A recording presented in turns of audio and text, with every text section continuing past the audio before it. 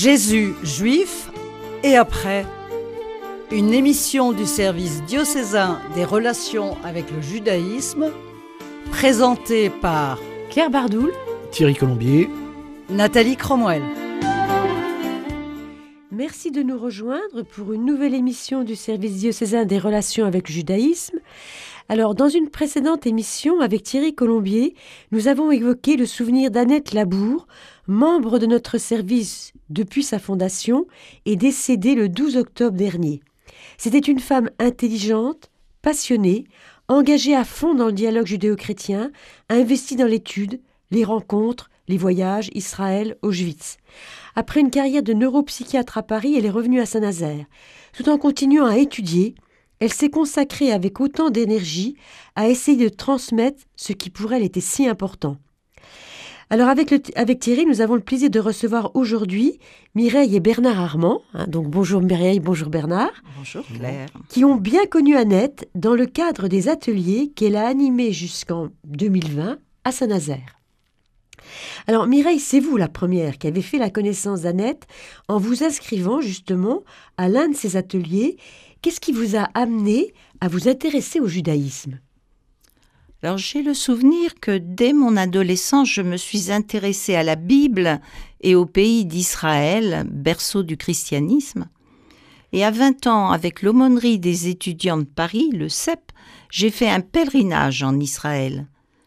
Puis, lors de ma rencontre avec Bernard, qui allait devenir mon mari, j'ai commencé à prendre la dimension de cette abomination que fut la Shoah. Les parents de mon mari Bernard se sont rencontrés à Plot dans le Cantal, où ma belle-mère était cachée à cause de la guerre et des persécutions nazies. Elle était née dans une famille juive d'origine polonaise, arrivée à Paris en 1930 pour fuir la pauvreté et les pogroms. Lui, le père de Bernard, était catholique et originaire du Cantal. Alors, vous vous êtes tout de suite ouverte à Annette de vos motivations qui... J'ai rencontré Annette au moment où la génération de la famille qui avait connu la guerre disparaissait. Et notre génération a ressenti à ce moment l'urgence de rassembler les souvenirs de chacun par des photos, des écrits, des récits. Et Annette exprimait un tel grand amour du peuple juif qu'il était facile de partager avec elle l'histoire de la famille de mon mari. Elle y a été particulièrement sensible et d'une grande empathie. Alors Bernard, la famille de votre mère avait trouvé refuge dans le Cantal pour échapper donc aux persécutions allemandes, aux rafles. Tous les membres de sa famille ont-ils survécu à la Shoah ? Non. Une des sœurs de ma mère, son mari et leur fils, âgé de 3 ans et demi, restaient à Paris sont morts en déportation. Mais aussi le mari d'une autre de mes tantes, le père de ma cousine Raymonde, arrêté lors de la rafle du Billet Vert le 14 mai 1941. Envoyé à Pithiviers et mort à Auschwitz le 11 juillet 1942. Oui, donc votre famille a été impactée largement par la Shoah. Tout à fait. Alors Mireille, vous avez bien connu votre belle-mère. Oui, bien sûr. Ma belle-mère a vécu sa vie de mère de famille dans le Cantal. Pour permettre à ses enfants d'être intégrés dans cette petite ville de Plot, elle a choisi de faire baptiser ses enfants, de leur faire suivre un enseignement catholique et de les inscrire dans une école religieuse. Elle veillait particulièrement à ce qu'ils soient présents à la messe tous les dimanches et plus tard, elle a aussi aimé accompagner nous-mêmes et ses petits-enfants. La mère de Bernard ne parlait jamais de la période de la guerre, ou alors pour évoquer les moments heureux comme la rencontre avec mon beau-père. Mais elle-même n'a jamais abandonné sa religion juive, et même le Kaddish a été récité sur sa tombe lors de son enterrement. Oui, alors c'est assez étonnant, je trouve, parce que finalement, cette femme ne sera pas baptisée, n'est pas catholique, Non. mais elle va mettre toute son énergie à élever ses enfants dans la religion catholique, alors que son mari catholique, lui, est plutôt indifférent, si je l'ai bien compris. Tout à fait, mais elle avait un souci d'intégration de ses sa enfants, famille, de ses enfants. Hein. Oui. L'idée que à la judéité étaient associées les persécutions qu'elle voulait leur épargner, probablement. Sûrement. Oui. C'était une motivation dont elle ne parlait jamais, bien entendu. On parlait très peu de tout cela. Mais Elle était sûrement bien réelle. Elle ne voulait retenir que le positif. Hein. Oui. Au fond, il y a quelque chose d'assez juif dans son comportement. D'abord, il faut intégrer que ces gens qui avaient vécu la guerre cachée avaient été habitués, entraînés à ne pas parler, à ne surtout pas révéler leur judéité, puisque c'est synonyme d'arrestation. Hein. Tout à fait. Et puis, il y a quand même, on le constate, chez les Juifs qui ont été régulièrement persécutés, il y a une forme de résilience, à savoir qu'à chaque fois qu'on a échappé, on rechoisit la vie. Et on ne va pas assombrir le présent en cultivant les souvenirs du passé malheureux. Il y a de ça aussi, sans doute. Ah oui, ça c'est sûr qu'il s'agissait tout à fait de ça. Hein. Il fallait aller vers des jours meilleurs. Hein. Vers des jours meilleurs. Oui. Et vous l'avez ressenti. Complètement. Oui. Hein, complètement. Et donc il y a l'espèce d'ambivalence entre sa fidélité quand même à sa judéité, puisqu'elle ne franchira pas le pas de se faire baptiser. Jamais. Non. Mais elle a le souci d'élever ses enfants dans la religion catholique. Hein, ce que vous avez expérimenté, Bernard. Tout à fait. Oui. Alors le silence... Ce silence, c'était propre à votre belle-mère ou alors à toute la génération dans le reste de la famille, vous l'avez observé? Parce que je précise que votre mère avait 5... Vous étiez d'une fratrie nombreuse. Hein? Oui, 5 sœurs et un frère. Et un frère, oui. Et ça, vous l'avez observé chez les autres membres de la famille? Ah oui, tout à fait. Enfin, la génération qui avait connu la guerre faisait tout pour... ne pas s'étendre là-dessus, non. Oui, il y avait une certaine réserve. Tout à fait, oui. Et au fil du temps, vous avez constaté que la parole se libérait un peu ou... Oui, peut-être un peu? Non, pas tellement, c'était des bribes oui, surtout des bribes. Oui. Alors, on en parlait un peu hors antenne, il y a aussi le fait qu'après la guerre, au fond, les gens n'étaient pas prêts à entendre les récits à la fois de ceux qui revenaient des camps, de ceux... Donc, comme il n'y avait pas d'oreilles pour écouter, peut-être pas non plus tellement de paroles pour dire l'indicible, eh bien, on préférait ne pas parler. Ne pas parler, ça c'est certain. Oui, c'était plutôt... Oui. Alors, Bernard, vous avez une cousine, Raymonde, âgée de 3 ans, qui, après la déportation de son père, et d'ailleurs il est mort à Auschwitz, a été confiée par sa mère avec sa jeune tante de 16 ans à un passeur. Alors, quand on imagine ça aujourd'hui, c'était quand même pas banal. Hein. Oui, tout à fait. L'enfant et l'adolescente ont été recueillis et cachés à Gnac, dans le Cantal, par un paysan, M. Delbos, Pierre. Un peu plus tard, elles ont été rejointes par la grand-mère de Raymonde et son fils. En tout, c'est 4 personnes que le modeste paysan au grand cœur a cachées jusqu'en août 1944. Donc, si on fait le compte, pratiquement pendant 2 ans, c'est ça? Il a hébergé... Oui, ça a été... Oui. Alors après, on ne connaît pas toutes les dates d'une façon très précise. Mais oui, sûrement 2 ans. Oui, 2 ans, au minimum. Oui. Oui. Et c'était un homme très modeste, en fait, puisque vous disiez aussi, quand on a échangé, qu'il leur avait donné son lit, il n'avait pas 36 lits ou... Il est allé dormir dans la grange. Il a laissé le lit et il est allé dormir dans la grange. Alors, Raymonde, devenue adulte, elle a quand même raconté, elle, à sa famille, ses souvenirs, elle en a parlé. Elle en a parlé surtout à ses 2 filles. En famille, elle n'en parlait pas. Oui, tout à fait.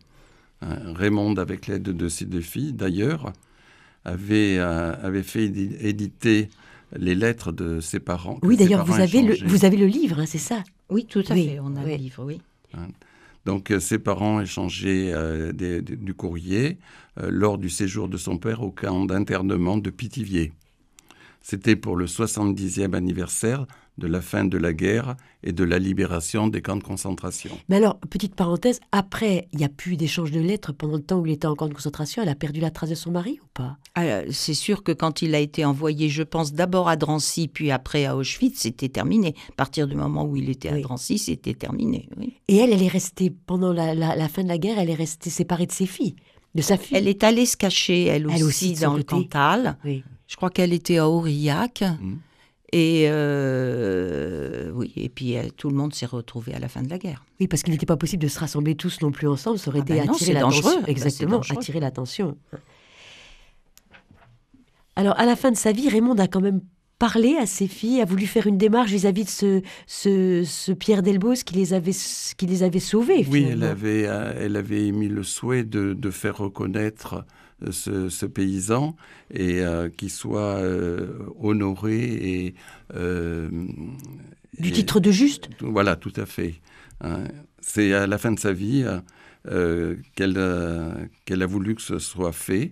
Ses 2 filles ont entamé des recherches pour le retrouver. Oui. Donc ce dernier était décédé sans parler de ce moment de sa vie à sa propre famille. Mais mes cousines ont entrepris des démarches pour qu'il soit reconnu juste parmi les nations. C'est à ce titre posthume qu'il a été reconnu en janvier 2018, juste parmi les nations, la plus haute distinction civile de l'État d'Israël. Et donc, ça a été remis à un neveu, cette distinction. Tout à fait. Donc, il est venu à Paris lors de la cérémonie et on s'est tous retrouvés ce jour-là.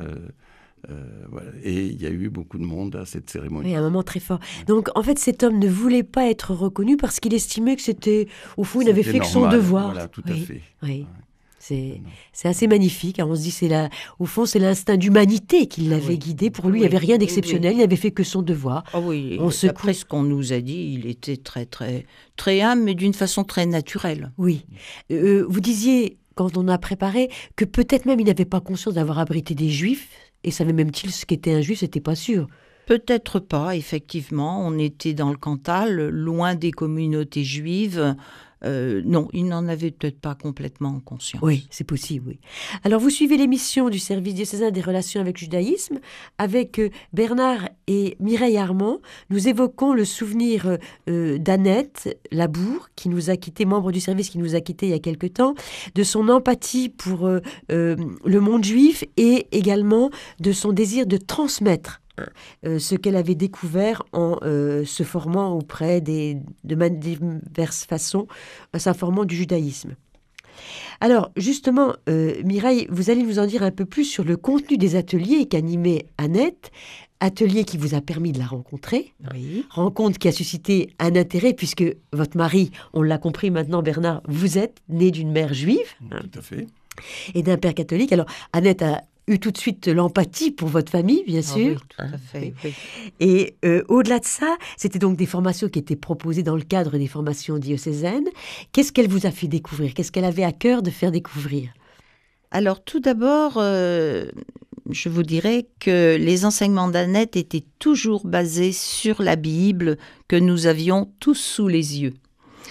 Elle-même lisait la Bible en hébreu. Oui, on l'a dit, elle avait appris l'hébreu. Dit, oui. Et voilà, sous sa direction, nous naviguions dans les différents livres. Il me semble que la première session que j'ai suivie avec l'aide d'Annette, et nous étions 6-7 personnes à suivre cette session, eh bien, c'était une étude des psaumes. Et nous avons aussi travaillé sur les fêtes juives et les rites, sur l'élection du peuple juif, mais toujours en trouvant les origines dans la lecture de la Bible. Et puis Annette nous a fait connaître la revue Sens, publiée par les Amitiés judéo-chrétiennes. Elle nous a conseillé de nombreux livres, comme les livres du Père Dujardin, de Monseigneur Lustiger, du rabbin Philippe Haddad, du Père Remaud, et puis bien d'autres encore. Ces connaissances étaient très importantes et basées sur une étude journalière. Quand nous lui rendions visite, elle était toujours plongée dans un livre et je me souviens des nombreux post-it dont elle truffait ses livres. Ah oui. C'était vraiment... Elle a étudié jusqu'au... Elle a étudié tout le temps. Tout le temps. Oui. Elle était devenue un petit peu comme les Juifs, elle se mouvait dans la Bible allègrement. À l'étude permanente. Oui. Et d'ailleurs, ça suscitait chez elle une très grande admiration. Elle était très admirative de ça. Ah oui. Je pense que oui, il y avait la volonté de faire comme le peuple juif qui travaille le livre. Oui, qui travaille les Écritures. Tout à fait. Elle était passionnée. Alors, je dirais qu'en vous inscrivant à cette formation, vous ne saviez pas que vous alliez mettre le doigt dans un engrenage, et que vous, Bernard, qui ne vous étiez pas inscrit, vous alliez être rattrapé, n'est-ce pas? Ben oui, ça nous a permis d'adhérer à l'amitié judéo-chrétienne, puis de suivre quelques conférences à droite à gauche. Oui, alors c'était les conférences organisées par l'amitié judéo-chrétienne, Tout à fait. mais aussi par le centre culturel André Neher. Tout à fait. À Nantes. Et puis les formations proposées par le diocèse. Oui, bien sûr. Et quelquefois, même de rejoindre quelques conférences sur Paris. Aussi, elle vous a entraîné même jusqu'à oui, Paris. Oui. Enfin, du moins, je n'y allais pas avec elle, mais voilà. Elle vous les indiquait. Et on s'en informait l'une l'autre. Et puis Bernard faisait office de chauffeur, il nous emmenait. Et les moments dans la voiture étaient toujours des moments de partage. Toujours sur ce sujet des relations avec le judaïsme et le monde juif. Et on sentait qu'on lui faisait le plus grand plaisir si on adhérait à ce genre de déplacement. Elle était toujours très heureuse. Elle attendait beaucoup de nous. Oui. Et c'était souvent difficile de lui dire que, voilà. C'est-à-dire qu'on le disait, elle était entièrement investie. Et du coup, elle n'imaginait pas qu'on n'ait pas le même investissement. C'était toute sa vie. Oui. C'était vraiment la cause de sa vie. Moi, je dirais, est-ce que c'est excessif de dire ça ? C'était une grande cause pour elle et qu'elle transmettait quand même. On comprenait aussi l'importance et l'urgence. Elle suscitait, oui. Mais on n'était pas toujours capable de répondre autant. Oui, de suivre au même rythme. Oui, de suivre au même rythme. Exactement, oui. Alors, Bernard, c'est quand même grâce à un juif, membre de l'amitié judéo-chrétienne, que vous avez recueilli des informations sur ce petit cousin qui était mort en déportation à l'âge de 3 ans et demi en fin juillet 1944, c'est-à-dire à un mois de la libération de Paris. Oui, c'est Monsieur Mareuil qui m'a informé que la pouponnière de Neuilly, où était placé mon cousin Bernard, après la déportation de ses parents, avait été oubliée des autorités de recensement. C'est le directeur juif de cette pouponnière, par respect des lois, qui a fait réinscrire cette pouponnière. Ce fut le dernier convoi pour Auschwitz. Et donc, c'est 17 enfants qui sont partis pour périr, alors que tous les enfants, enfin toutes ces pouponnières, elles dépendaient d'une association qui était sous l'autorité de Vichy. Oui. Tous ces enfants donc avaient été arrêtés et il y avait uniquement ceux de la pouponnière de Neuilly qui avaient été oubliés. Et c'est le directeur qui rappelle qu'on a oublié ces enfants-là et ils vont être déportés. Ce qui a vu avec le recul, ce qui paraît épouvantable, on se dit à un mois de la libération, ces 17 enfants ont été sacrifiés alors qu'ils auraient pu être sauvés par l'égalisme. Alors, vous disiez Mireille, quand on a préparé aussi, on ne peut pas forcément comprendre exactement les motivations, mais...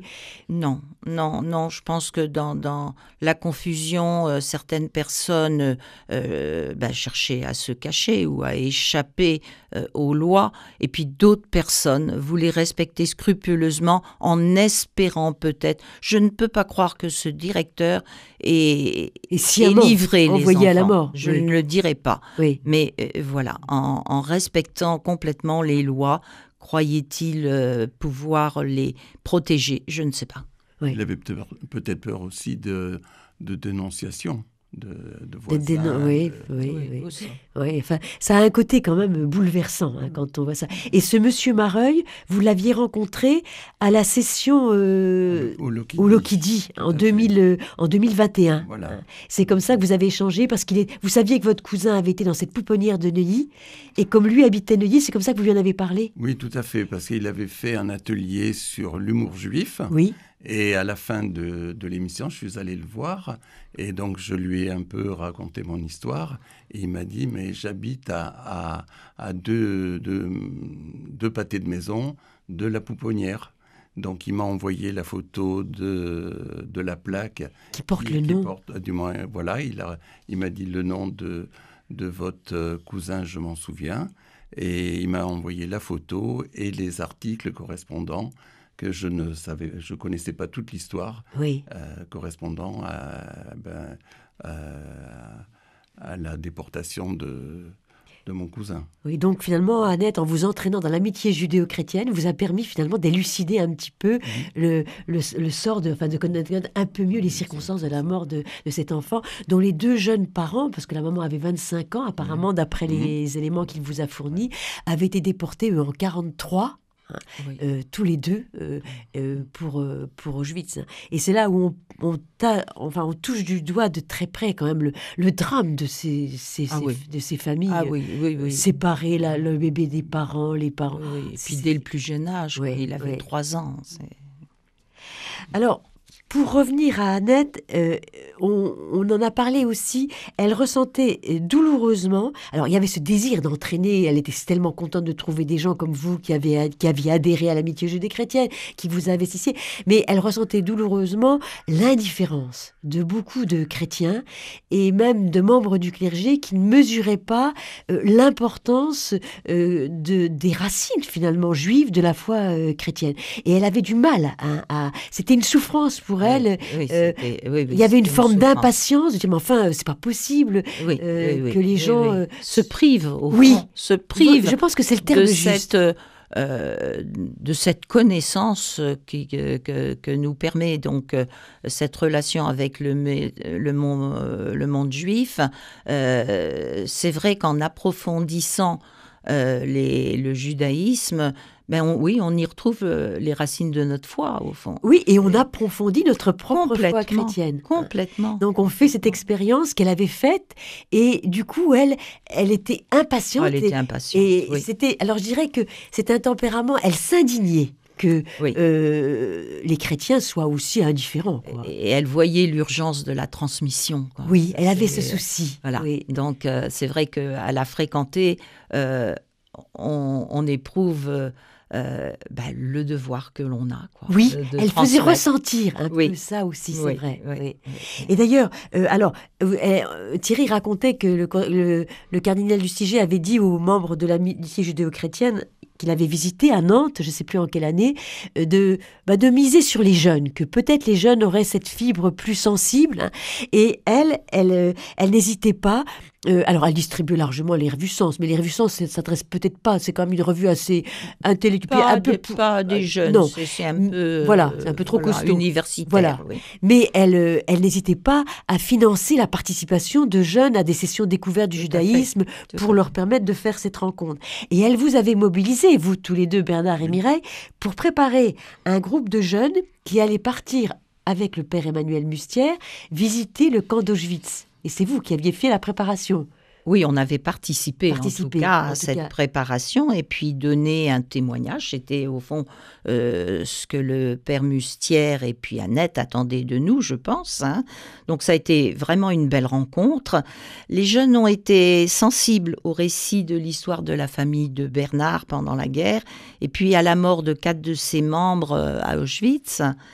Et nous avons aussi pu leur faire remarquer comme l'héritage du judaïsme est présent dans notre christianisme. Et on leur avait fait remarquer que pendant la messe, comme pour un Shabbat, bien, il y a le lavement des mains, il y a la bénédiction du pain et du vin. Et en étudiant et le judaïsme et les rites juifs, et en observant bien certains rites ou certaines visites, je pense visites d'église, eh bien, on peut retrouver beaucoup de parallèles. Oui, vous aviez essayé de les sensibiliser aux racines. Aux racines, en disant, mais finalement, vous êtes concernés par le judaïsme. Mais tout à fait. Oui. Alors, Bernard, vous avez toute une partie de votre famille qui est juive, car le frère et les sœurs de votre mère sont restés juifs, eux. Oui, ont épousé des juifs et sont restés juifs. Vous avez des liens de famille assez étroits, enfin, entre vous, des liens. Oui. Donc, les uns sont juifs, vous êtes catholiques, vous. Oui, mais bien insérés dans la famille. Oui. Et la rencontre avec Annette, est-ce que ça a un petit peu changé vos relations ou pas? Est-ce que, pour vous, Bernard, ça vous a fait évoluer dans votre regard sur le judaïsme ou pas? Pas spécialement, parce que déjà, par rapport à ma famille, les liens sont très forts. Nous avons l'occasion de participer à des rencontres familiales, à des fêtes, des bar mitzvahs, des mariages, Yom Kippour, les repas de Shabbat. Donc en parlant avec Annette bon, ça a un peu effectivement renforcé ça. Oui. Voilà. Hein, Pas plus. Oui, ça existait déjà. Voilà. Oui, oui. Et vous êtes typiquement, je dirais, à la limite, vous êtes vraiment dans les deux parce que vous allez aussi bien dans votre famille juive à leurs fêtes religieuses et eux viennent à vos fêtes chrétiennes. Oui. Oui. Il y a la volonté de garder les liens familiaux. Là, je parlerai que de liens familiaux. Oui, il n'y a pas de dialogue interreligieux. D'approfondissement de dialogue interreligieux. Un petit peu avec une ou deux cousines de Bernard, un petit peu, mais non, ça ne va pas très loin, effectivement. Oui. Par contre, nous, on a le souci de transmettre à nos enfants et petits-enfants. Oui. Et on a des moments où on voit qu'il y a une petite transmission qui s'est faite. Oui. Et eux, vos enfants sont conscients de leurs racines juives, puisque eux, ils les ont en plus, non seulement elles sont religieuses par le Christ, mais familiales. Oui. Ah si, ils ont tout à fait conscience de cela. Oui. Il y a très peu de temps, un de mes petits-fils me disait qu'il avait 3 amis juifs, il vit aux États-Unis, et il rajoute... Et puis moi aussi. Oui. Et ça m'a fait sourire. Oui, effectivement. Hein. C'est la preuve que vraiment, il ressent ça comme bien. Il sait bien. Voilà. Alors, si je résume, est-ce qu'on pourrait dire que dans votre histoire familiale, Bernard, il y a eu le temps un peu du silence sur ses origines juives, même si elles n'ont pas été niées, hein, elles étaient. Et puis peut-être un temps où c'est plus présent, plus évoqué plus facilement, peut-être. Oui, effectivement. Bon, ben là, moi, j'ai maintenant des cousines qui sont donc ashkénazes, qui ont épousé des séfarades. Oui, alors je précise pour les auditeurs que les ashkénazes, c'était les juifs qui venaient des pays de l'Est, hein, et les séfarades sont ceux qui viennent du bassin méditerranéen, et qui avaient moins vécu, enfin qui n'ont pas vécu de la même façon la guerre, la Shoah. Hein, oui. Donc, il y a des pratiques maintenant, ils sont plus retournés à la pratique religieuse. À la pratique religieuse. Alors, nous arrivons à la fin de cette émission. Je vous remercie infiniment de nous avoir livré votre témoignage, hein, à la fois sur vos origines juives et chrétiennes, et sur les circonstances de votre rencontre avec Annette et le petit bout de chemin que vous avez fait avec elle. Alors, je vous laisserai le mot de la conclusion. Qu'est-ce que vous retiendriez d'Annette pour conclure? Sa grande volonté de transmettre. Oui. Grande volonté. Sa passion de l'étude aussi. Sa passion de l'étude, bien entendu, mais je dirais qu'elle nous laisse un devoir. Elle nous laisse un devoir de la transmission. Oui, elle nous réveille à ce niveau-là. Oui. Ah oui. Oui. Ah oui. Et puis, est-ce que vous l'avez ressenti, son empathie pour le peuple juif? Ah oui, beaucoup. Hein? Beaucoup. Quelque chose qui était... Oui, dès qu'elle montait dans la voiture, voilà. Elle était heureuse. Oui. J'avais toujours un petit mot... gentil. Voilà. Bon, alors nous terminons sur ces paroles. Vous avez suivi l'émission du service diocésain avec le judaïsme. Merci à Tanguy qui était à la technique.